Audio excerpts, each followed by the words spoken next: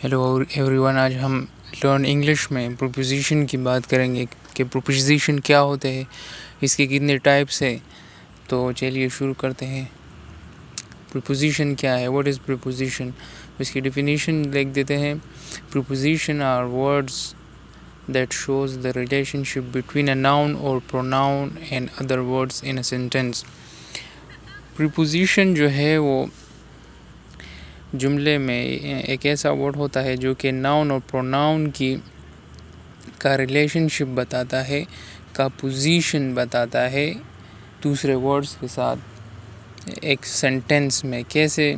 Indicating a location, noun और pronoun का location बताता है, टाइम बताता है, नाउन और प्रोनाउन का डायरेक्शन बताता है नाउन प्रोनाउन के साथ।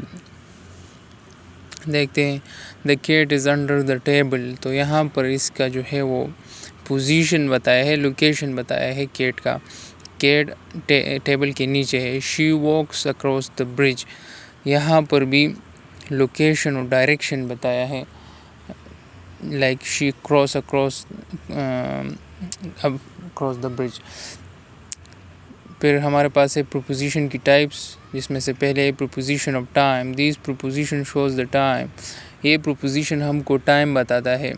कैसे टाइम बताता है? कि कितने बजे है, कहाँ पर है, कब है, कितने टाइम है। Like at, on, since, far, during, before, after, until. ये जो वर्ड जो है वो टाइम हमको बताता है। एग्जाम्पल देखते हैं, सबको समझ आ जाएगी। आई वेक अप एट 6 o'clock। यहाँ पर स्पेसिफिक टाइम यूज़ हुआ है तो यहाँ पर 8 लगाया गया है।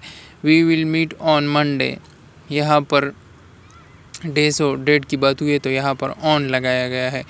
शी वॉज बोर्न इन 2004, यहाँ पर मंथ ईयर की बात हुई है तो मंथ और ईयर में इन लगाएंगे। ही वॉज लिव्ड सिंस 2020, यहाँ पर स्टार्टिंग पॉइंट है तो यहाँ पर हम सिंस लगाएंगे। आई स्टडीड फॉर 3 days, यहाँ पर ड्यूरेशन इस्तेमाल हुआ है तो यहाँ पर हम फार लगाएंगे। प्रीपोजिशन ऑफ टाइम का मेन मकसद है इसका टाइम बताना। शोज द टाइम, लाइक कितनी देर तक, कब तक, कहाँ पर, कितना टाइम, स्पेसिफिक टाइम हो गया, डेट्स हो गए, डेज हो गए, ईयर मंथ्स हो गए, लॉन्ग पीरियड हो गया, स्टार्टिंग पॉइंट हो गया या ड्यूरेशन हो गया है। ये सब हमको प्रीपोजिशन ऑफ टाइम ही बताते हैं। जैसा कि आप सब एग्जाम्पल में देख लिया है कि स्पेसिफिक टाइम के साथ एट यूज़ होता है, डेज और डेट के साथ ऑन यूज़ होता है। यहाँ पर हमारे पास दूसरा है प्रीपोजिशन ऑफ प्लेस।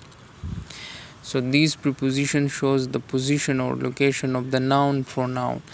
तो ये प्रीपोजिशन ऑफ प्लेस जो नाम से ही ज़ाहिर होता है, ये हमको नाउन और प्रोनाउन के पोजीशन या लोकेशन के बारे में हमको ये बताता है। इसमें ये वर्ड्स यूज़ होते हैं। इन हो गया, out, at, under, above, below, between, among.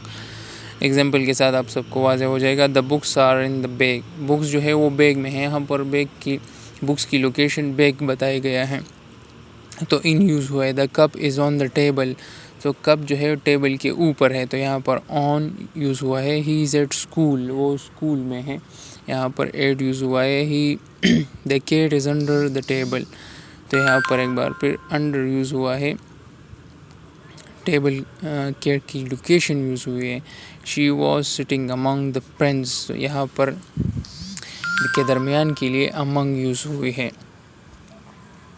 कि वो अपने फ्रेंड्स के दरमियान बैठी थी या वो अपने फ्रेंड्स के दरमियान थी। तो प्रीपोजिशन ऑफ प्लेस हमको प्लेस बताता है, किस चीज़ की लोकेशन हमको बताता है, किस चीज़ की नाउन और प्रोनाउन की लोकेशन को हमको ज़ाहिर करता है, हमको बताता है।